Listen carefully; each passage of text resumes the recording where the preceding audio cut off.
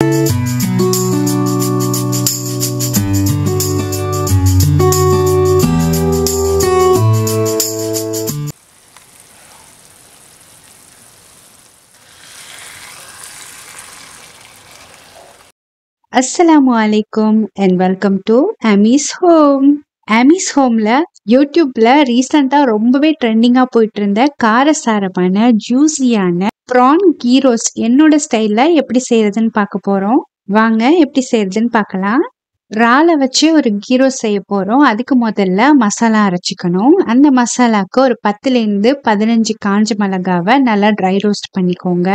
நான் இன்னைக்கு எடுத்திருக்க மிளகால உரப்பு கம்மியா இருக்கும், அதனால நான் 10 எடுத்திருக்கேன். உங்க மிளகால காரம் ஜாஸ்தி இருக்கும்னா கொஞ்சம் கம்மியாவே எடுத்துக்கோங்க. அடுத்தது மிளகா கூடவே ஜீரகம், சோம்பு, கொத்தமல்லி இது 3ஐயும் சேர்த்து வறுக்கணும்.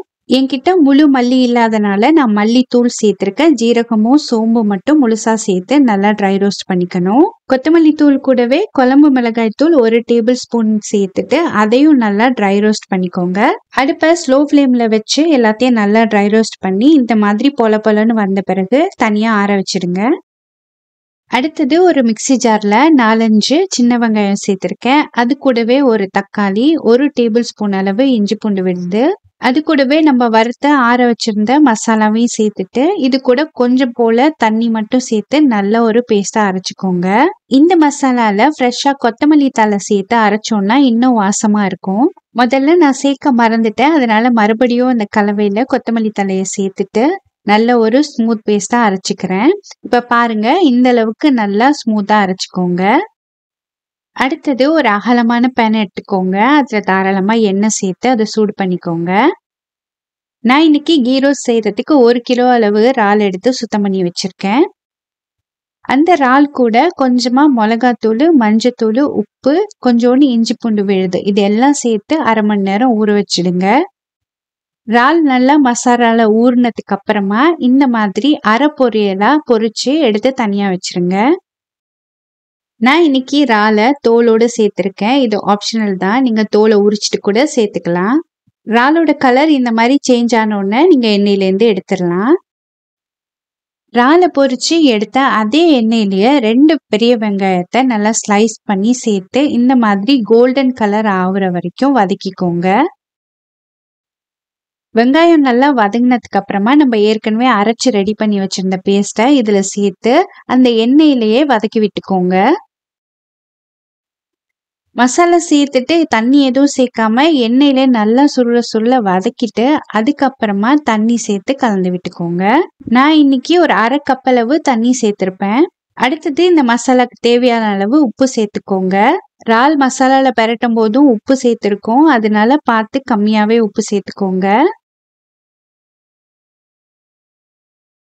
உப்பு சேர்த்து கலந்து விட்டுட்டு கொஞ்ச நேரம் மூடி போட்டு இதை நல்லா கொதிக்க விட்டுருங்க. கொஞ்ச நேரம் லோ ஃப்ளேம்ல நல்லா கொதிக்க விட்டீங்கன்னா இந்த மாதிரி எண்ணெய்லாம் பிரிஞ்சு மசாலா நல்லா திக்காகி வந்துடும். இந்த சமயத்துல நம்ம பொரிச்சு எடுத்து வச்சிருந்த இறாலை இந்த மசாலா கூட சேர்ந்து நல்லா கலந்து விட்டுக்கோங்க.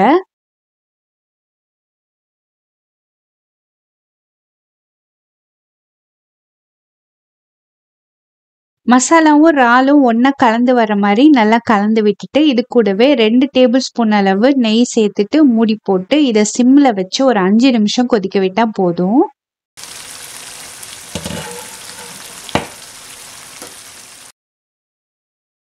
பாருங்க, எவ்வளவு சூப்பரா ப்ரான் கீரோஸ் மசாலா தலை ரெடி ஆயிடுச்சு. ஃபைனலா இது கூட கொஞ்சமா மிளகுத்தூளும் கொத்தமல்லி தழையும் தூவிக்கோங்க. அவ்வளோதான், அட்டகாசமான ப்ரான் கீரோஸ் ரெடி.